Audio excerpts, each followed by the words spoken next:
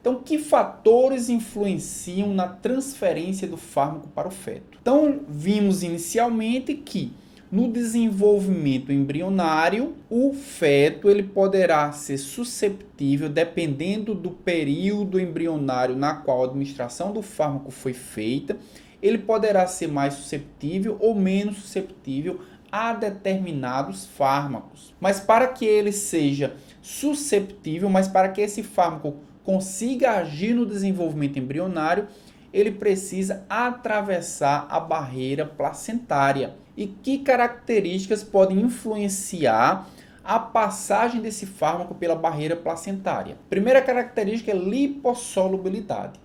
Então, fármacos mais lipossolúveis, eles têm a capacidade maior de atravessar a barreira placentária e, consequentemente, chegar aos tecidos fetais. Peso molecular também é uma característica que influencia na passagem do fármaco pela placenta.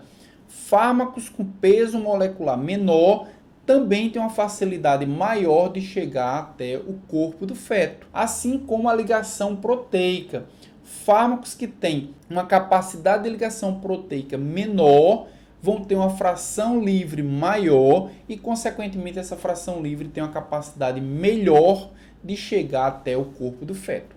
O pH também pode influenciar, como nós sabemos, o pH vai alterar a proporção de formas ionizadas, que são incapazes de atravessar membranas plasmáticas, e formas moleculares que atravessam a membrana plasmática de forma mais fácil. Então, pH pode influenciar de modo a produzir mais formas moleculares e, consequentemente, facilitar a entrada do fármaco no organismo do embrião. E o metabolismo de fármacos. Como nós veremos, as gestantes apresentam mudanças na composição e na ativação de determinadas enzimas, facilitando ou dificultando o metabolismo de alguns fármacos. Os fármacos que tiverem seu metabolismo dificultado permanecerão mais tempo na corrente sanguínea da gestante e, consequentemente, terão maior oportunidade de chegar ao corpo ou ao organismo do embrião. Aqui nós podemos ver um exemplo.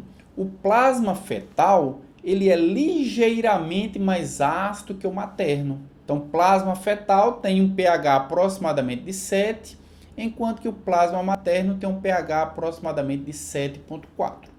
O que é que isso significa? Significa dizer que fármacos básicos, eles conseguem chegar ao organismo materno e, por serem mais básicos ou serem bases fracas, com pH 7,4, a proporção de formas moleculares é maior. As formas moleculares vão facilmente atravessar a barreira placentária, vão chegar até o organismo fetal, só que no organismo fetal eles vão encontrar um pH mais ácido, um pH de 7. Como os fármacos são bases fracas, em pH ácido, a consequência é uma ionização. Com as formas iônicas sendo produzidas, esses fármacos não conseguem retornar para o organismo materno, o que nós chamamos de aprisionamento iônico. Então, pH ele pode influenciar as bases fracas, os fármacos que têm como característica serem bases fracas, a atravessarem facilmente a barreira placentária. Entretanto, eles vão ser aprisionados no organismo do feto, dificultando assim o seu retorno para o organismo da mãe. Aqui nós podemos ver alguns exemplos. Então nós temos a cloroquina, nós temos a anfetamina, que são bases fortes. Mas nós temos bases fracas, como por exemplo a mepiramina, como a dopamina, como a morfina e como a noradrenalina, que muito provavelmente conseguem atravessar a barreira placentária facilmente, mas não conseguem retornar com a mesma facilidade ao organismo materno. Então, esses fármacos merecem uma atenção adicional, principalmente com relação às reações adversas que podem provocar durante o desenvolvimento embrionário. Aqui nós podemos ver também as alterações enzimáticas em gestantes. Então, em gestantes, nós temos uma diminuição da atividade enzimática das enzimas CYP1A2 e um aumento da atividade enzimática das enzimas CYP3A4.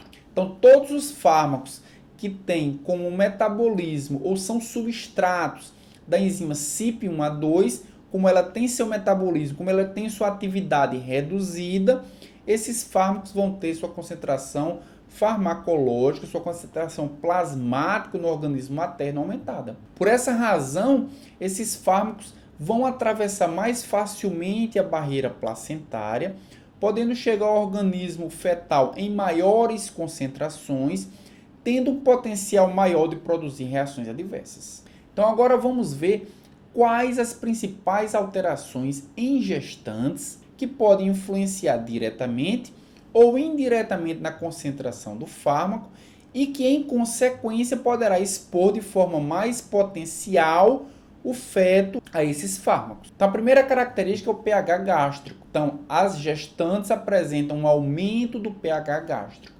Isso vai facilitar a absorção de bases fracas. Então, as bases fracas vão chegar mais facilmente ao organismo, mais facilmente à corrente sanguínea materna. Consequentemente, essas bases fracas podem chegar mais facilmente ao organismo fetal e, como nós vimos, essas bases fracas podem ser aprisionadas no organismo fetal, podendo produzir, assim, reações adversas mais graves. Uma outra característica, outra alteração fisiológica nos organismos maternos é a motilidade intestinal reduzida. Então, as mães, as gestantes, apresentam a motilidade intestinal reduzida, fazendo com que os fármacos permaneçam mais tempo na mucosa intestinal. Isso vai facilitar a absorção de todos os fármacos, aumentando a sua concentração plasmática. Uma terceira característica é o fluxo sanguíneo no trato gastrointestinal, que está aumentado. Então, com o aumento do fluxo sanguíneo no trato gastrointestinal, não só uma quantidade maior de fármaco vai ser absorvida, mas também a velocidade com que esse fármaco chega na corrente sanguínea materna vai ser maior. E uma quarta característica é o volume de distribuição,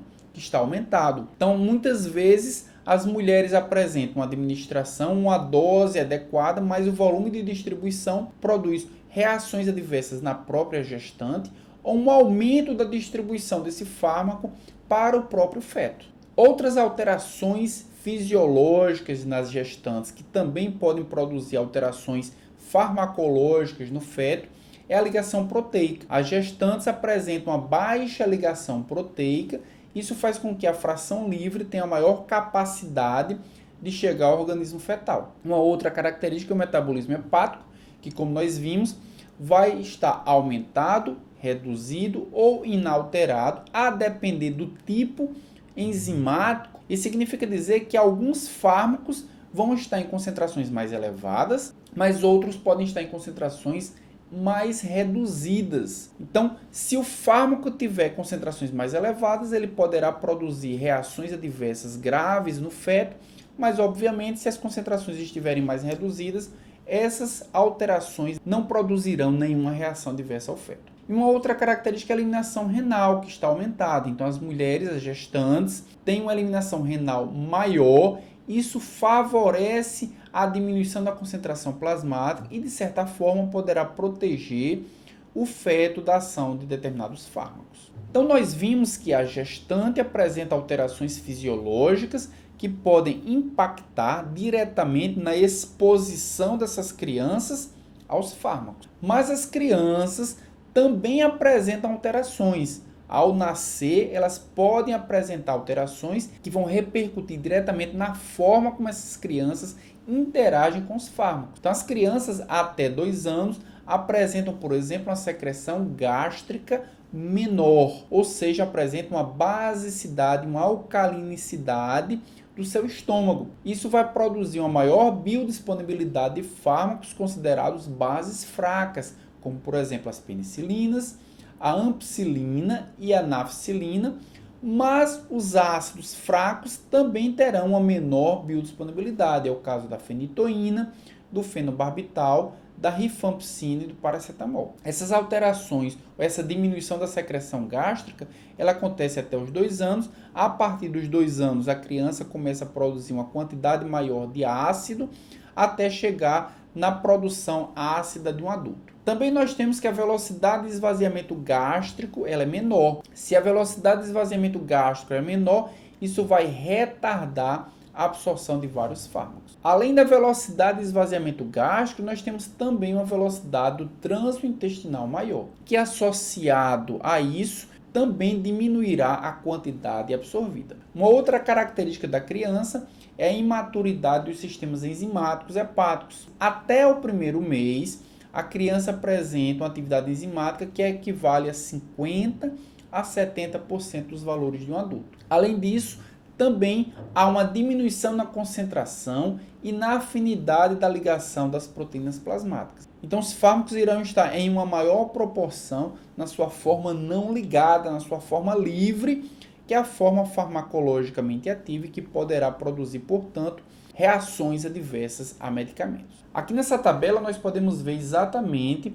os principais fármacos que têm suas concentrações alteradas em decorrência da idade. Então nós temos a concentração diminuída do paracetamol, também da fenitoína e do fenobarbital. Como nós vimos, são ácidos fracos. Como o pH do estômago da criança ele é mais básico do que o de um adulto, a absorção de ácidos ela está diminuída. Já as bases têm sua absorção aumentada. É o caso da ampicilina e é o caso da penicilina G. Diazepam e digoxina não tem alteração na sua absorção. Aqui nesse slide nós podemos ver como acontece a distribuição dos fármacos a depender da composição corporal da criança.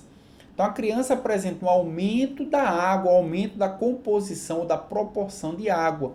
Isso favorece a distribuição de fármacos hidrossolúveis. Então, fármacos hidrossolúveis têm sua concentração maior nos tecidos em função da maior proporção de água. Contrariamente, há uma diminuição da distribuição de fármacos lipossolúveis em função da diminuição da proporção de gordura corporal. Como nós vimos, as crianças apresentam a menor concentração de albumina. Isso favorece a concentração da fração livre, aumentando o volume de distribuição de diversos fármacos. E como nós sabemos, a criança apresenta um menor tamanho corporal. Isso vai produzir uma maior velocidade na qual o fármaco vai chegar até o seu alvo farmacológico. E tudo isso vai impactar no tempo de meia-vida do fármaco.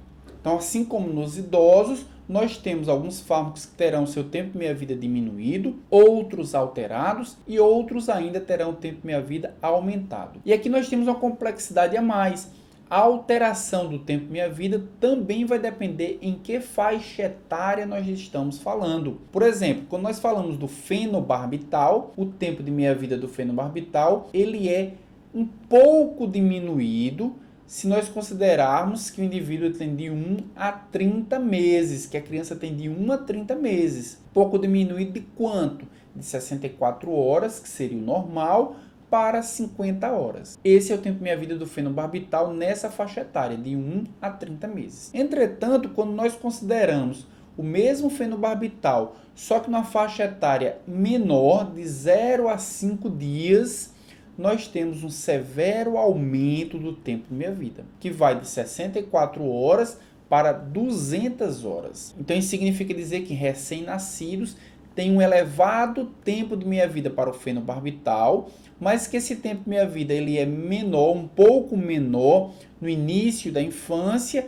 e após os 30 meses o tempo de meia-vida do fenobarbital ele é praticamente o do adulto. Já a fenitoína, ela apresenta uma elevada redução do tempo de meia-vida entre 14 e 50 dias, variando de 12 horas, que seria o normal, para 6 horas, mas há um severo aumento do tempo de meia-vida quando nós consideramos de 0 a 2 dias, passando de 12 horas para 80 horas. Então, recém-nascidos, 0 a 2 dias, aumenta para 80 horas, mas crianças acima de 14 dias nós temos uma diminuição para 6 horas. Então, como nós podemos ver, existe uma complexidade muito grande quando falamos no tempo de meia-vida em crianças e principalmente em recém-nascidos. Quando analisamos o tempo de meia-vida do acetaminofén, praticamente o tempo de meia-vida não se altera, passando de 1,9 horas para 2,2 horas. E quando olhamos a digoxina, nós temos um elevado aumento do tempo de meia-vida, passando de 30 horas para 60 horas.